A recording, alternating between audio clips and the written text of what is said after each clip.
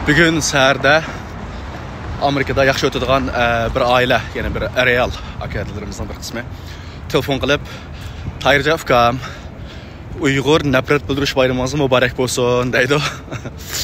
Ve bu bugün Amerikada teşekkür bildiriş bayramı. Bu qandaq sizga bu gap nereden tapdыңlar dedim desem. Xəbərinizdə var, biz Uyghurlar yaxşı qilganlarni rahmet etiş, teşekkür bildiriş bilan qutlamayı, aksice nefret bilan bildirmez. Şuna dal mush kunda bizim Uyg'urlarninki nurg'un vaqalarga shaxsninki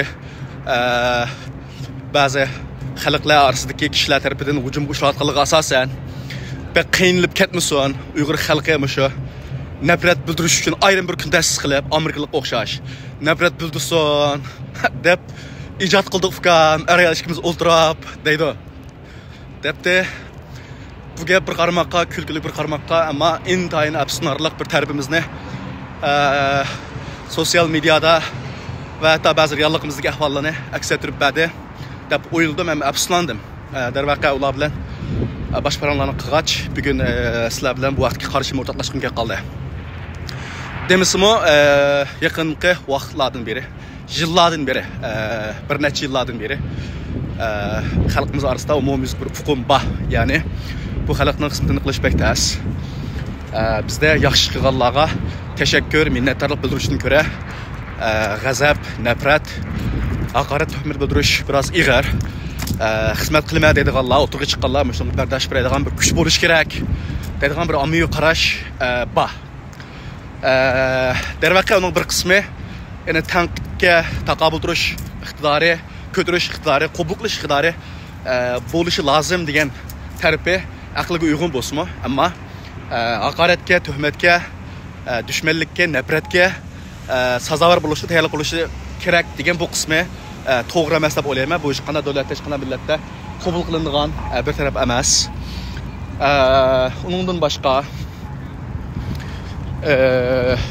boshqa vatanda uzun muddat yashagan, vatanda yashagan vaqtim bilan chet elda yashagan vaqtimni solishtirganda, vatanda yashagan vaqtim uzun, vatanda aralashgan odamlarim ko'p ve vatanda menga yaxshilik qilganlarning soni nayt ko'p ve men yaxshilik qilganlarning soni ko'p. Shuna bir Uyg'ur bir o'sibdim bilan aytgan chaqda Uyg'urlarning minnatdorlik kuchini, minnatdorlik qoidasi, an'anasi bor deb o'ylayman.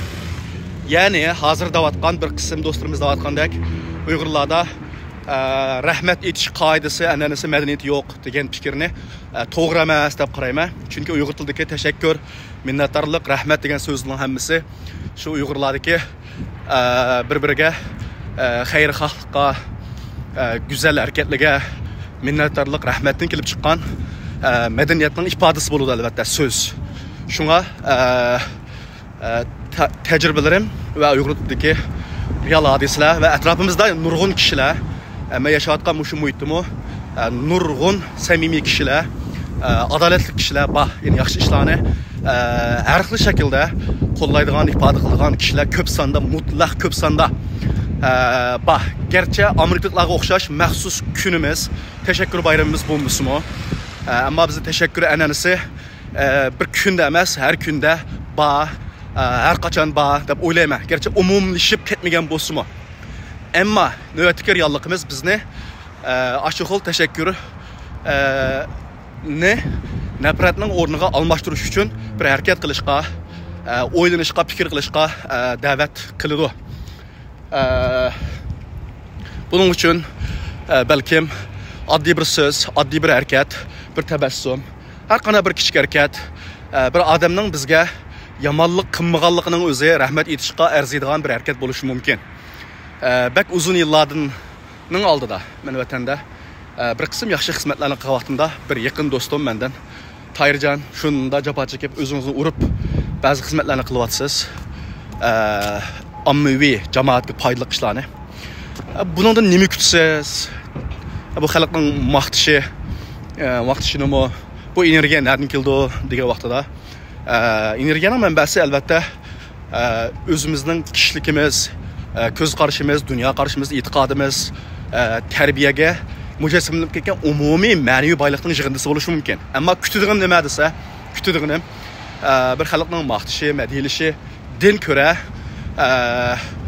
biz qilayotgan yaxshi ishlarning dushmanlik bo'lmasligi.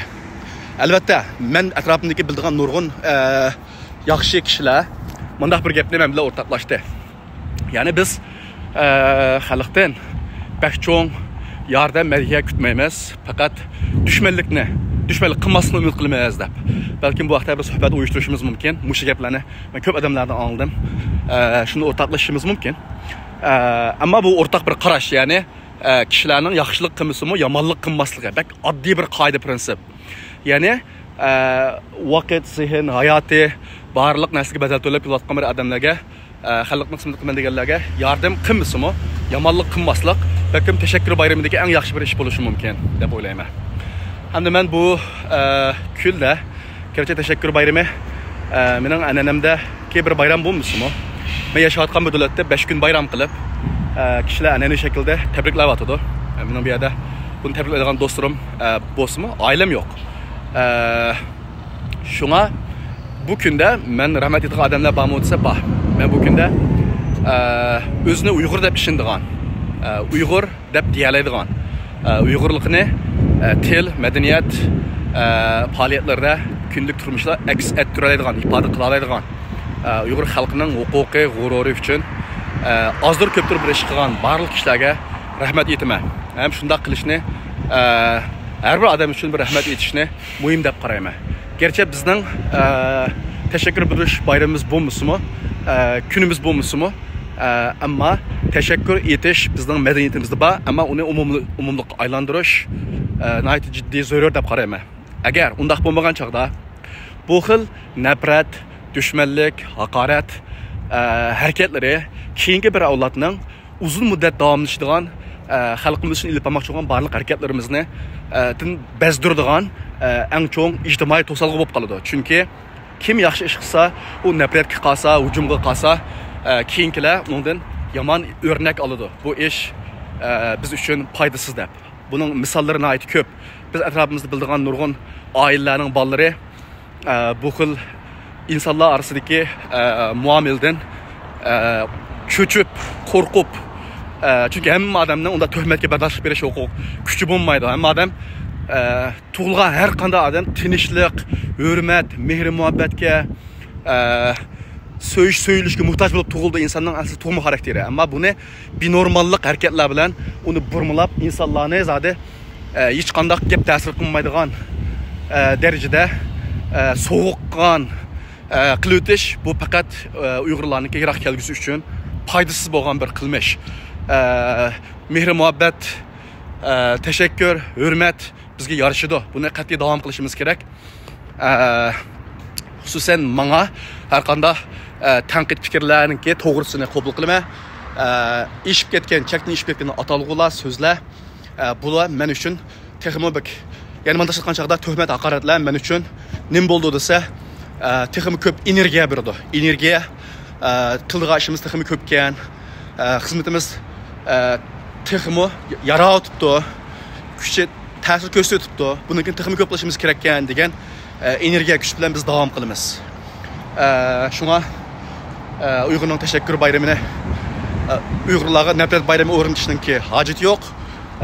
Hojati bo'lsa teşekkür bayrami bo'lsin, ammo nafrat bayrami bo'lmasin. Teşekkürni men teşekkürni umid qilmayman, kutmayman, arzuyim emas. Ammo atrofimizga yaxshi qilayotgan har bir odamga, atrofimizdagi oddiy oilamizdagi mahallamizdagi kishilarga teşekkür bildirish intayin muhim deb qarayman. Bu kun sababini emas, har kun.